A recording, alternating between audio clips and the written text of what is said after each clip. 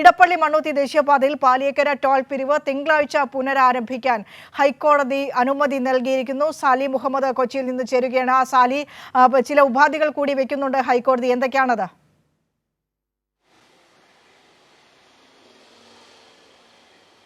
അതായത് സാങ്കേതികമായി ഇതുവരെ അനുമതി നൽകിയിട്ടില്ല. പക്ഷേ ഇന്ന് കോടതിയെ കേസ് പരിഗണിച്ചപ്പോൾ തിങ്കളാഴ്ച അനുമതി നൽകാം എന്ന് ജസ്റ്റിസ് എ മുഹമ്മദ് മുഷ്താഖ് അധ്യക്ഷനായ ഡിവിഷൻ ബെഞ്ച് വാക്കാൽ പറഞ്ഞിട്ടുണ്ട്.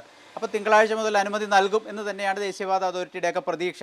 അതിനെ സംബന്ധിച്ച് ഒരു ഉത്തരവ് പുറപ്പെടുവിക്കും. കോടതി പക്ഷേ പറഞ്ഞത് കടുത്ത നിബന്ധനകൾ ഉണ്ടാകും എന്ന് കോടതി വ്യക്തമാക്കിയിട്ടുണ്ട്. ഈ ഗതാഗത പ്രശ്നങ്ങളുമായി ബന്ധപ്പെട്ട കേസ് അതിൻ്റെ മോണിറ്ററിംഗ് കോടതി തുടരുക തന്നെ ചെയ്യും. സമയാസമയങ്ങളിൽ മോണിറ്ററിംഗ് സമിതിയുടെയൊക്കെ യോഗം ചേർന്ന് കോടതിയിൽ കൃത്യമായ റിപ്പോർട്ട് നൽകണം. അതായത് ഈ കേസ് ഇപ്പോൾ അവസാനിപ്പിച്ചാലും ടോൾ പിരിവിന് അനുമതി പുനരാരംഭിച്ച് നൽകി കൊണ്ടുള്ളൊരു ഉത്തരവ് പുറപ്പെടുവിച്ചാലും കോടതിയുടെ നിരീക്ഷണം ഇക്കാര്യത്തിൽ തുടരും എന്ന് തന്നെയാണ് കോടതി വ്യക്തമാക്കിയിരിക്കുന്നത്. അപ്പോൾ തിങ്കളാഴ്ച ഒരു ഉത്തരവ് പറയും. ആ ഉത്തരവിൽ എന്തൊക്കെയാണ് നിബന്ധനകൾ എന്ന് പറയാം എന്നാണ് ഡിവിഷൻ ബെഞ്ച് വ്യക്തമാക്കിയിരിക്കുന്നത്.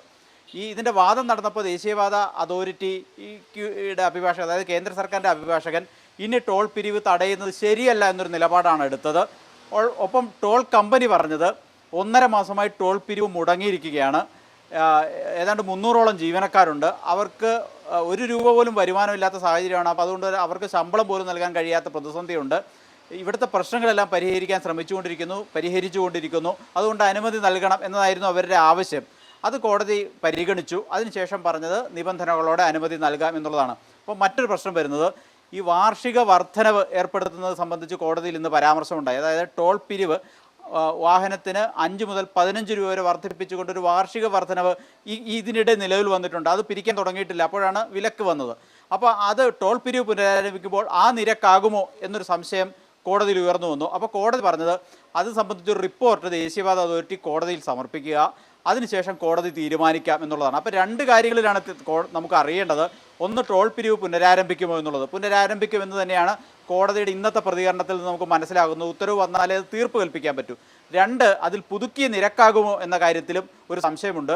പുതുക്കിയ നിരക്ക് പിരിക്കാൻ കോടതി അനുവദിക്കുമോ എന്നുള്ളതും തിങ്കളാഴ്ചയെ സംബന്ധിച്ചിടത്തോളം പ്രധാനപ്പെട്ട കാര്യമാണ്. കേന്ദ്ര സർക്കാരിനും ദേശീയപാത അതോറിറ്റിക്കും നിരന്തരം കോടതിയിൽ നിന്ന് വഴക്ക് കേട്ട അല്ലെങ്കിൽ വിമർശനം കേട്ട ഒരു കേസാണിത്.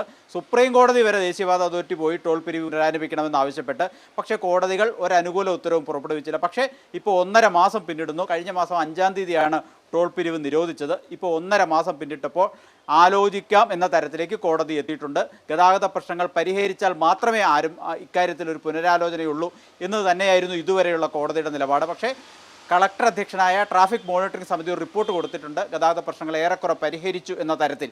അതുകൂട്ടി കണക്കിലെടുത്താണ് ഇപ്പോൾ പുനരാരംഭിക്കാൻ അനുമതി നൽകാം എന്ന നിലപാടിലേക്ക് ഹൈക്കോടതി എത്തിയിരിക്കുന്നത്.